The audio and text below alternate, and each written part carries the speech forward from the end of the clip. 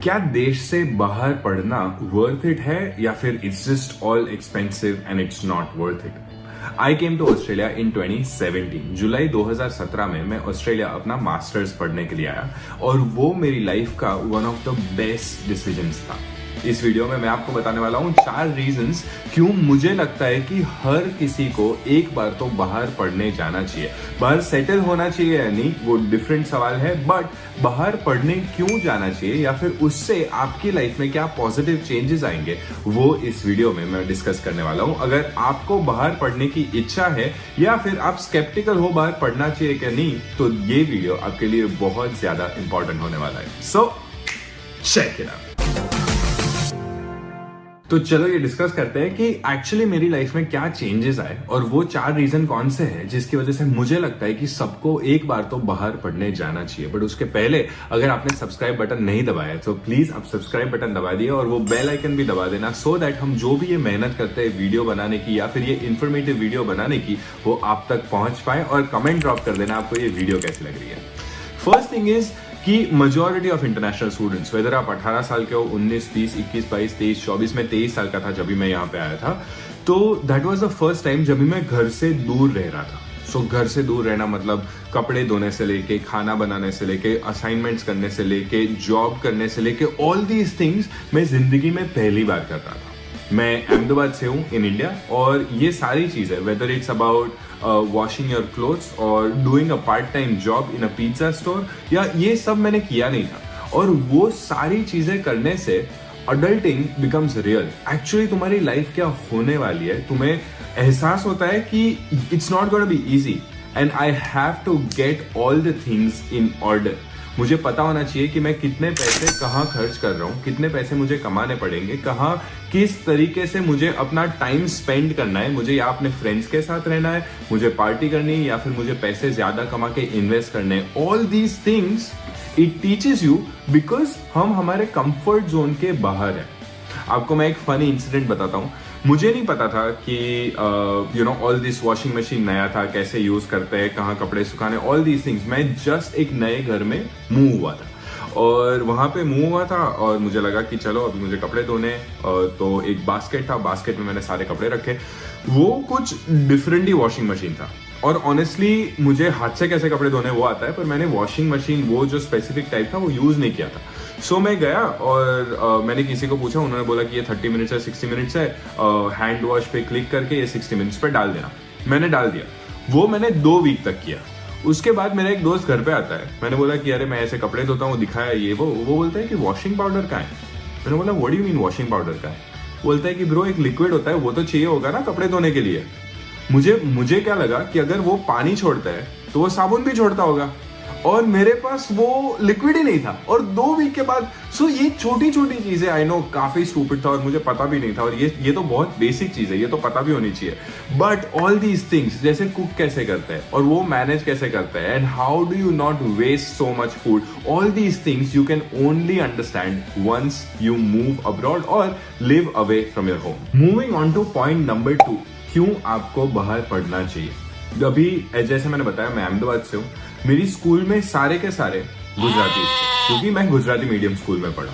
और अगर मैं एक्सटेंडेड सर्कल भी देखूं तो ज्यादा से ज्यादा 5, 7, 15 दोस्त मेरे बाकी के स्टेट से हो सकता है, but 100% of my friends in Gujarat were Indians. बराबर। जब भी मैं बाहर आया, जैसे मैं मेलबर्न में आया फर्स्ट मोनाश यूनिवर्सिटी में मास्टर्स ऑफ बिजनेस पढ़ने के लिए, और जब भी मैंने मेरी क्लास देखी, there are people, obviously Australian कुछ बच्चे तो थे ही, but apart from that China से काफी सारे स्टूडेंट्स थे, इंडिया से ऑब्वियसली काफी सारे स्टूडेंट्स थे, नेबरिंग से जैसे Pakistan, Sri Lanka, south east Asia, so Indonesia, Malaysia, all these countries के भी काफी सारे स्टूडेंट्स हमारी ही क्लास में थे।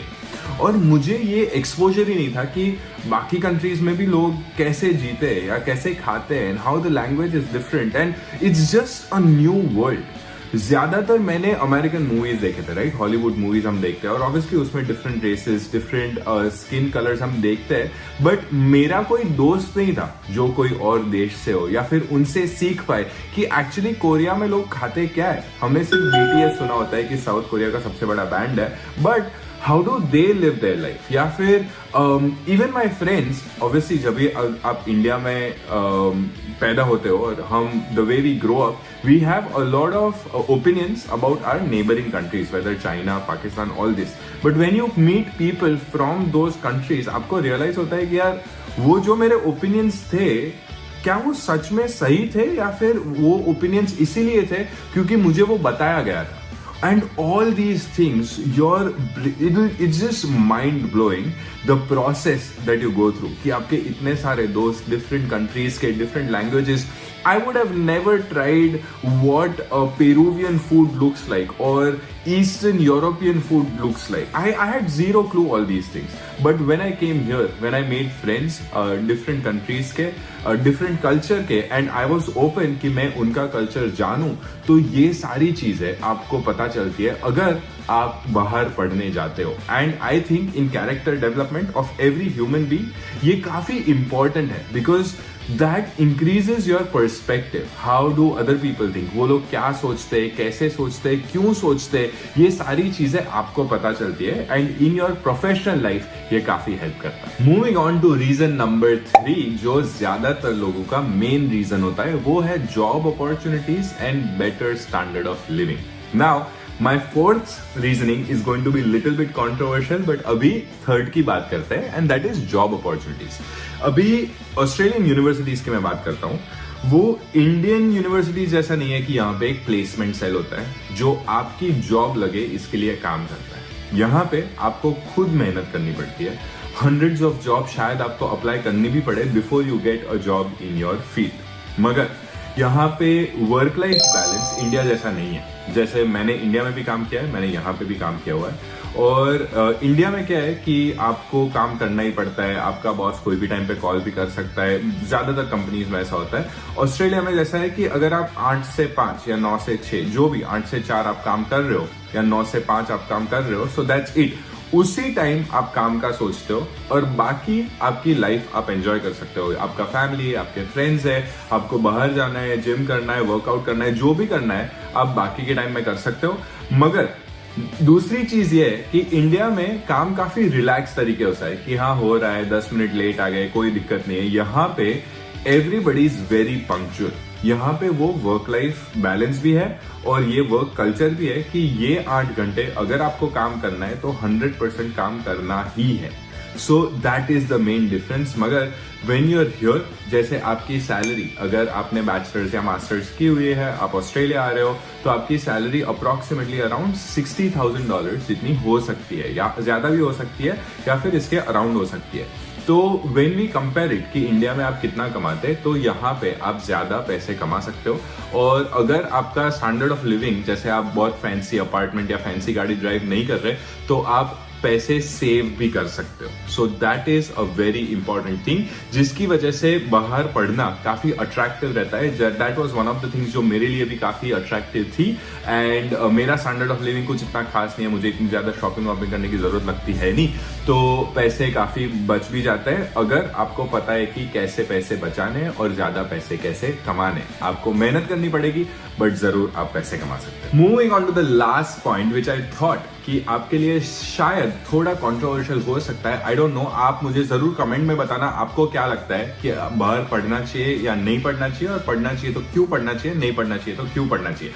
मेरा लास्ट पॉइंट ये है कि जब भी आप बाहर पढ़ने आते हो ना, तभी आपको रियलाइज होता है कि एक्चुअली अपना देश का कल्चर, अपने देश की संस्कृति, खाना, डिफरेंट लैंग्वेजेस, रीति रिवाज कितने ज्यादा इंपॉर्टेंट और कितना अच्छा था.